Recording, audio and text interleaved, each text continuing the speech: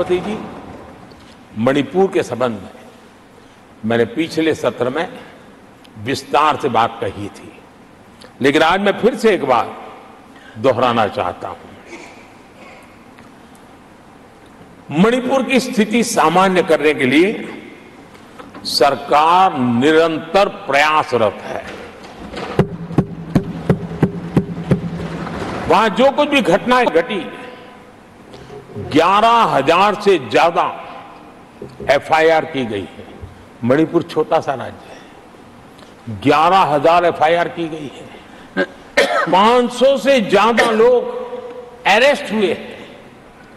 आदरणीय सभापति जी, इस बात को भी हमें स्वीकार करना होगा कि मणिपुर में लगातार हिंसा की घटनाएं कम होती जा रही है।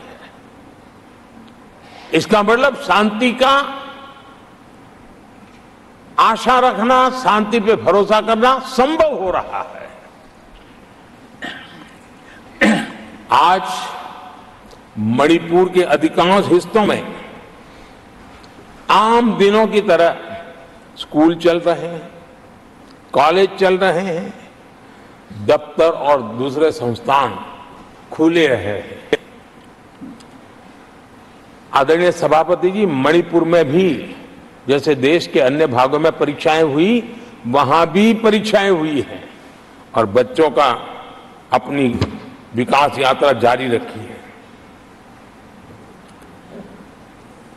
आदरणीय सभापति, केंद्र और राज्य सरकार सभी से बातचीत करके शांति के लिए, सौहार्द रास्ता खोलने के लिए लगातार प्रयास कर रही है।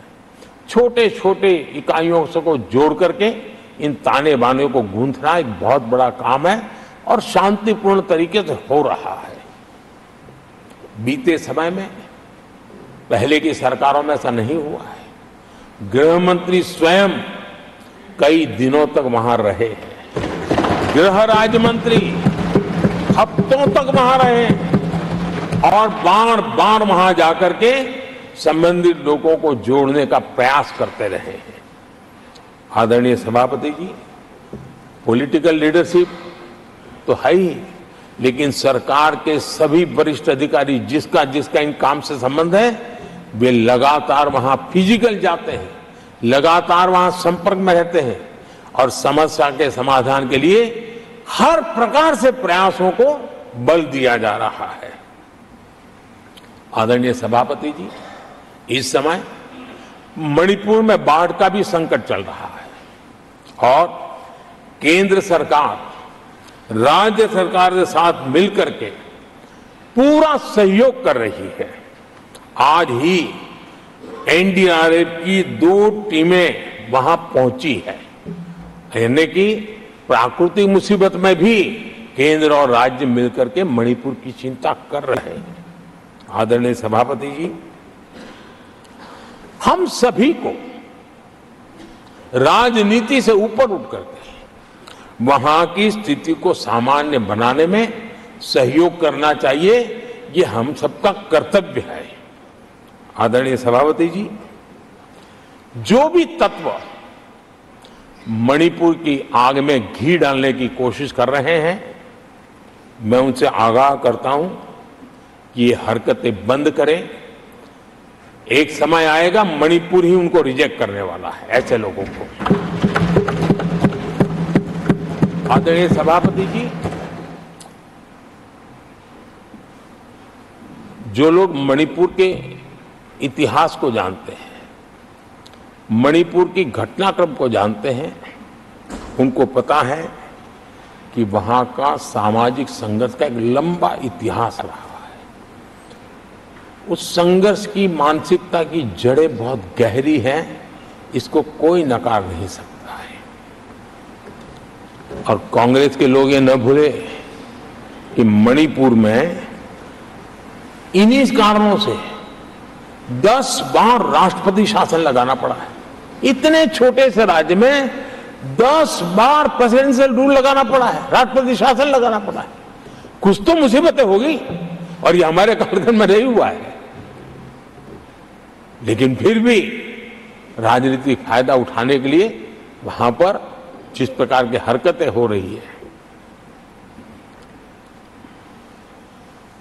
और राष्ट्रपति जी, आदरणीय सभापति जी, मैं इस सदन में देशवासियों को मैं बताना चाहता हूं, 1993 में मणिपुर में ऐसे ही घटनाओं का क्रम चला था और इतना तीव्र चला था, इतना व्यापक चला था, वो 5 साल लगातार चला था। तो ये सारा इतिहास समझ करके हमें बहुत समझदारी के पूर्वक स्थितियों को ठीक करने के लिए प्रयास करना है। जो भी इसमें सहयोग देना चाहते हैं, हर एक का सहयोग भी हम लेना चाहते हैं, लेकिन हम सामान्य स्थिति को बरकरार रखने में, शांति लाने में भरपूर प्रयास कर रहे हैं। आदरणीय सभापति जी, ये मेरा सौभाग्य रहा है कि मैं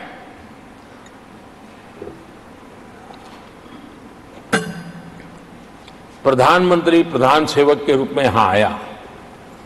उसके पहले लंबे अरसे तक मुझे मुख्यमंत्री के रूप में सेवा करने का अवसर मिला था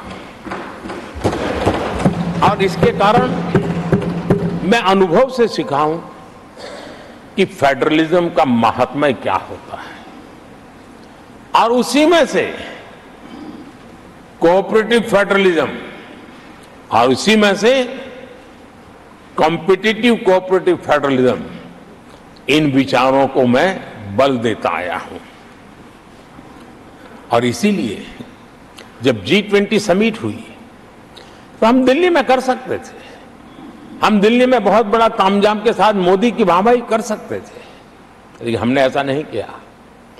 हमने हर देश के हर राज्य के अंदर अलग अलग कोने में G20 के महत्वपूर्ण कार्यक्रम किए। उस राज्य को ज्यादा से ज्यादा वैश्विक प्रतिष्ठा मिले, इसके लिए प्रयास किया गया। उस राज्य का ब्रांडिंग हो, विश्व उस राज्य को जाने पहचाने, उसके सामर्थ्य को जाने और उसकी विकास यात्रा के लिए खुद भी अपना नसीब आजमाए, इस दिशा में हमने काम किया है। क्योंकि हम जानते हैं कि फेडरलिज्म के और रूप होते हैं।